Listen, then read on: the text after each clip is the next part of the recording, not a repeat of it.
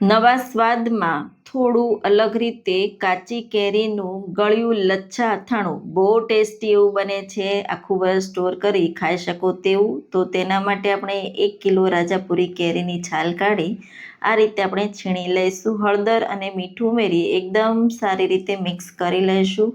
ઢાંકીને 30 મિનિટ માટે રેસ્ટ આપીશું. 30 મિનિટ પછી કેરીમાંથી બધું પાણી નીચોવી આ રીતે કોટન કપડા પર સૂકવી દઈશું. 1 કપ જેટલું સિંગ તેલ ધુમાડા નીકળે એટલું ગરમ કરી તજ, લવિંગ, મરી ઉમેરી દઈશું. ધાણાના કુરિયા, રાઈના કુરિયા અધકચરા વાટી ઉમેરી દઈશું. મેથીના કુરિયા અધકચરા વાટી ઉમેરી દઈશું. વરિયાળી સાથે 1 ચમચી હિંગ ઉમેરી ગરમ તેલ થોડું ઉમેરી ઢાંકી દઈશું અને એકદમ સારી રીતે મિક્સ કરી દઈશું.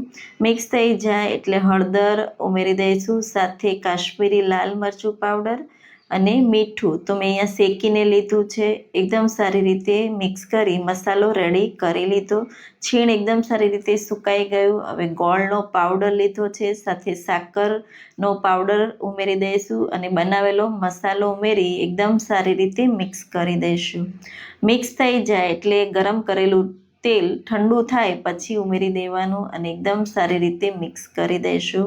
તો તમે જોઈ શકો છો કાચી કેરીનું લચ્છા અથાણું બનીને રેડી છે. ઢાંકીને 30 મિનિટ માટે રેસ્ટ આપીશું.